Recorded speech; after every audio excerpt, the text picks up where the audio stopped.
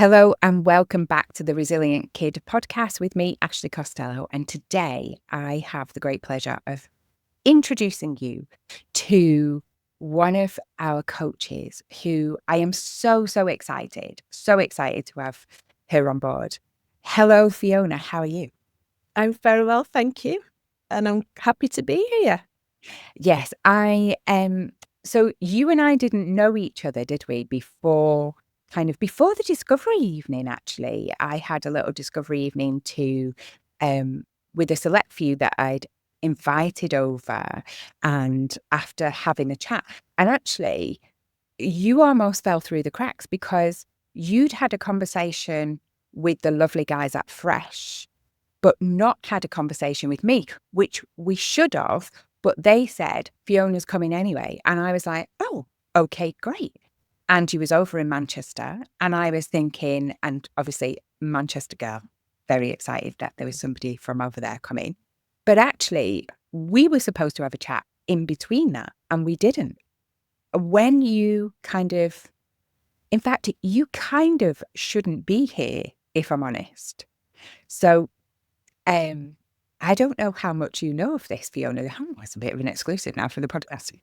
So we had Fresh Perspective look at recruiting some of our coaches, and that was just really to take some time out for me so that they could almost like triage who was what we were looking for, what kind of person, the values that they had, what kind of experience they'd had with kids and stuff, to just kind of cut down my time. And then if they thought they were great, they would put them forward. And they did. They found quite a few and it was brilliant.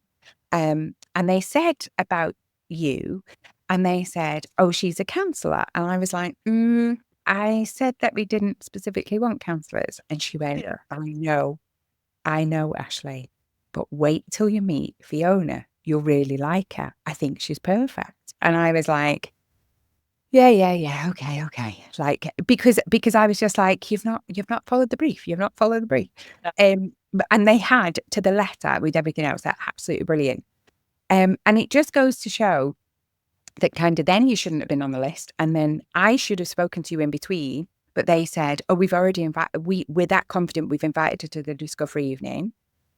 And then I knew you had to come over from Manchester to it, which is what, half an hour, 40-minute drive. So there's like lots of reasons there to why you wouldn't come. And also on the day, there was huge flooding as well. So again, I was thinking, do I really go? Because potentially I could get stuck in lots of traffic and break down. So, yeah. Yeah. So all those, and it's funny, isn't it? Because sometimes I think there's all those barriers to stuff, but actually, if it's meant to be, it's meant to be. Absolutely. And you walked in, a massive smiley face, and I just thought, who's that? And you checked in and it was like, oh, hi, I'm Fiona Kennedy. And I was like, wow, okay, right. And you sat, I don't know if I sat you or you sat right kind of in front of me. And I was like, I had my eye on you the whole night. And the questions that you asked and the like conversations that we'd had. And I was like, oh my God, I really like her. Yeah. Like, really like her. And do you remember what I asked you at the end of the discovery evening? I know we were talking about counselling, weren't we? Yeah. And I remember saying to you something along the lines of, why are you coming to Resilient Kid? Because obviously you're already a trained therapist, right? So why are you coming? And you've had kind of lots of experience with mind and people like that, organizations like that. And I remember saying that to you. Do you remember what you answered? I did. I want to do more, because talking therapies is amazing, but I just want to give the kids just more help, support and guidance, just so much more. And you know what? In that very sentence, I thought, I want her in. Like, she's coming. That's it. Like, whatever it takes. And so, yeah, I was really, really pleased. And that kind of answers the first question, because my first question was going to be, what drew you to the Resilient Kid program? So I guess that kind of answers that. And it was your question. Having met you on that night, I just couldn't believe how passionate you were, about the kids that you were supporting and the work that you were doing. And I was like, that's how I feel. I was just so in awe of your passion and what you did and the way you spoke about the kids and everything else. So Thank yeah, you. Yeah, and I think it's really important as well that, you know, the we've had applicants since, like, asking can they come on board and stuff. And I was very adamant that I wanted only 5 what I call founding members, because as much as, you're coming to the Resilient Kid, you're also bringing a wealth of experience and ideas and things like that. And that's amazing. And we've already talked little bits, haven't we, about all the programs we're going to write together, yeah, um, stuff like that, which is just amazing. But one of the kind of things that I said is that I can't teach that. I can't teach the passion. You've either got it or you haven't, And yes, of course, you're all going to make money. Yes, this is a business for all of you. But actually, the most important thing is that passion. And then you can't teach that. yeah. You can't teach the need to make a difference. That is just evident in every one of you. So, it's really lovely you're on board. So welcome on board. Yeah. Thank you very Fiona, tell us a little bit about your previous experience that you think will make a difference in this role. Like, tell us a little bit about yourself and your prior experience. Okay. So I'm a mum. So I've got 2 kids. My eldest is 21 and my youngest is 19. So I've always been part of the school PTO. So from the day they were in primary school to when they were in high school, I've always been in and around schools. So I kind of like know how the school system works, but more importantly, I've also been around little kids, young adults, and there's just a real need that they're just, I don't know if it was to do with COVID or what's going on, but so many of them suffer with the mental health. And pre to the kids being a lot littler, I'd never experienced mental health. I didn't really have an understanding of what it was about. But as my children have grown up, I've seen more and more, I've been around more kids, more adults, and they all suffer with the mental health. And I got to the point where all the kids would come and talk to me. They used to call me Mummy Bear. So all my kids' friends would come and talk to me about the things they were going through, how they were feeling, how they didn't have anybody that they could talk to. And it made me sad. It really made me sad. And then I was also concerned. I was thinking, am I telling them the right things? Am I telling them what they need to hear? And that got me on the counselling route. So I thought, if I start doing my counselling, I'll have a better understanding of what mental health is about and, more importantly, how I can help.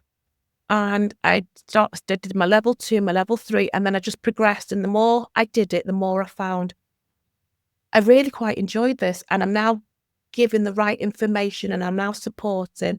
And it kind of grew from there. It's lovely that you've gone from, like, you've taken it that serious, like your kids and your kids' friends and stuff, that you've gone, "Right, I'm going to go and get qualification in this." Like, that is such dedication, such dedication. And I think it's quite funny, isn't it? There's lots of different reasons to take up a qualification like counselling, because it's not easy. It's not an easy course to do. It's not like going to learn plumbing, where you learn in the classroom and you might practice it outside. Well, it is in the fact that you do have to practice it outside, because you have to do your own counselling. You have to look at your own stuff that, Yeah. you've been carrying. So in that way, it's not easy. It's not like trying to fix a pipe at home. It literally is looking at your own baggage and sorting that out as well. And that's why I think emotionally it's quite a taxing.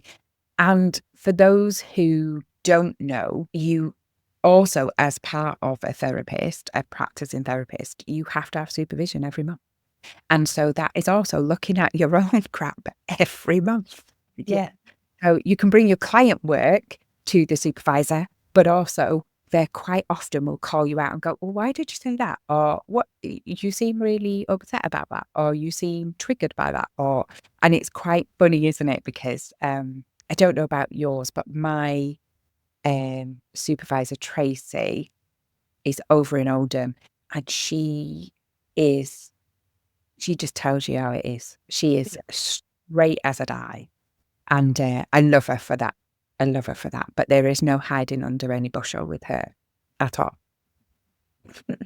See, I'm exactly the same. And as you say, it is a lot of analysing yourself, breaking down why you react the way you do, and a lot of self-discovery as well. Yeah. Yeah, and it's funny, isn't it? Because I don't know about you, but obviously January is here and we are kind of so just total transparency and heads up. We are recording this on the 3rd of Jan. It won't go out for a few weeks, but we have just had, lots of chatter around New Year, New You, the whole New Year's resolutions and things. And I know that I put out on our socials about 3 questions to ask your kids. And I did those questions with my children on New Year's Day. We always do it. Excuse me, we make a lovely dinner and we sit around the table and we have a chat about, what you're most proud of, what any goals are for next year. We choose a word, and also what I can support them in. And we do that. I do that with the hubby and we do it with the kids, and it's really lovely. But I'm not like huge into New Year's resolutions. I think because of the work that I do. What about you, Fiona? Do you kind of have resolution? Sorry. Do you have resolutions or anything, or do you feel like there's lots of because of the work that we do, almost come quite naturally in that self-discovery mode? Normally, I love New Year's Day. And normally, New Year's Day is I get together with my auntie and my cousins, and we have a lovely meal. And it's just a beautiful, chilled, nice way to see in the new year. And I've done that since I was little. But this year I've been poorly. So it's the first New Year's where I've not really done that. Mm. And it has thrown me off a little bit, if I'm honest, because it's not the normal start to the year. I don't really like New Year's resolutions because I feel as if I'm setting myself up to fail. So what I'll do is I'll just choose goals. I will choose like a quarterly goal. What do I want to achieve between now and May? And I will just do it that way. So I'm breaking it down. And I feel that for me, the more realistic and the more, yeah, I can do that. I can achieve what I need to do in the next 4 months. So that's the way I like to do it. Yeah, and I think it's so important because I think the New Year's that setting yourself up to fail is so right because everybody's doing, and I think for me it's great. I think birthdays is a little bit the same for me. Is it's a little bit of a reflection, Mhm. and what do I want over the next few months, things Yeah. like that. But I think when we go just on resolutions, I think we are we can very easily set ourselves up to fail. I think is it Monday? I don't know if it's next Monday or the Monday after they call it like Blue Monday because everybody's stopped doing it. It's like Yeah. that shouldn't even be a thing, you know? And that's why when I do it with my kids, it's very much around reflection about what have you been proud of this year, and also what are we proud of them for, because you're proud of your kids, most days, but actually it's really important to go to acknowledge it and go, oh, but you did that this year. And they go, oh, yeah, I did. I forgot about that, it's so yeah, I think that's really, really good. What excites you the most about becoming part of the Resilient Kid team? Oh, where do I start? Just the team, the other team members, the other ladies are all amazing. All amazing. And it's just the fact that we are just going to be helping so many kids who feel as if they've got nowhere to turn. They're not worthy. They're not good enough. And it's Mm. just getting out there and telling them, do you know what? You are good enough. And more importantly, you can do it. You absolutely can do it. So that's what excites me the most. Oh, It's that is so like, lovely. yeah. And you can just in that sentence there, listeners, you can see why Fiona had to be on the team. How do you because so just tell us where your area is, where you operating out of. So my main area is going to be like Cheadle-Hulme, Bramall, Wilmslow, Poynton. That's my kind of like graphical area. That's where I'm going to be based. Yeah, but if you're, if you are Manchester way, if you're out that way, Mhm. and you feel like, oh well, I'm kind of just next door to any of them, don't don't let that stop you reaching out, because we will always try and reach you wherever you are, Absolutely. or at least try and signpost you. And what I always say to parents is, we will always have a conversation that costs nothing, and it might be that we're not the right people, but we can signpost you to the right people. But my guess is, if you speak to Fiona, you too will also know she's the right person. What kind of impact do you hope to have, do you think, Fiona? Apart from, obviously, we've got the million kids. That's our little motto, isn't it? To reach 1 million kids. Obviously, we will have part of that. But what kind of impact are you hoping to have in your kind of, you know, with your coaching? So many children at the minute they get anxious about going to school. They get anxious. They wake up in the morning, they've got a tummy ache, or they don't feel very well. And it's, why are they feeling that way? What can I do to make it so that they wake up in the morning and they go, I'm going to school and I'm okay with that. That's the impacts I want to have, whatever they are. Some of them are falling out with their group of friends and they don't want to go because they don't know who's going to talk to them, or are they going to be sat on the playground by their own? And I want to reach them and say, do you know what? We can't control other people. However, if they're not talking to you, is there something else you can do? Is there another set of friends you can talk to? Do you have a friendship bench that you can sit on so that somebody else is going to talk to you? I just want them to see that sometimes you can be sad, but it's okay. There are different things that you can do to help you get through the day. Yeah, and I think there's lots of tools that we kind of teach that are practical, that are, helping them, kind of empowering them as well. Yeah. And I think what you just said there, Fiona, is really important, in the fact that I feel we often, one of the questions I always say to my parents that I talk to in our kind of parent check-in is, do you want them to be happy or do you want them to be safe? And they go, oh, well, both. And I said, if you only get one.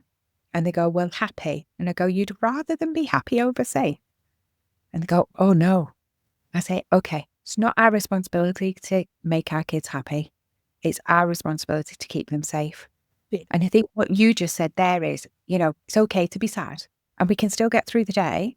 Yeah. We don't have to be happy 100% of the time. And as parents, that's not our responsibility, that's theirs. And part of our kind of program is of course to teach them how to be happier, but actually to be okay with being sad as well. And I think that's brilliant what you've just said, and really important, really important. And I Yeah. think I also love the program because we also help the parents. Mm. Because as a parent, I know when mine were little, I wanted to fix everything, and that's not possible. You always want to fix everything for your kids, and it's saying to the parents, we don't have to be fixers. Mm. We can't fix everything, and it's also giving the parents the tools and the knowledge that they need to then support their kids as well. Yeah, and I think that's really important, because when we do try and fix, well, we see it, don't we, all the time? Those parents who are trying to, and I get why, I totally get why, but those parents who are trying to take away the struggle, Yeah. take away and trying to fix the problems, from running the PE kit in if they've forgotten it, to trying to sort out friendship issues. And actually, what we're doing is the kids a disservice there, because what happens is they then don't have the tools to be able to do it themselves. Yeah. And I talk about, in my book, I talk about how important it is that we walk them home. And what I mean by that is the process that we go through when we have a problem. Like, what's the process of forgetting your PE kit? Well, you might have to go and tell your teacher. You might have to go to the office and ask, can you ring home? You might have to borrow a kit. you might have to sit PE out that day. But if we suddenly turn up at reception at the office with a PE kit that they have forgotten, and the kids haven't gone through that process themselves, then neurologically in their brain, that pathway is not set up for next time they forget, because you've already jumped that ahead.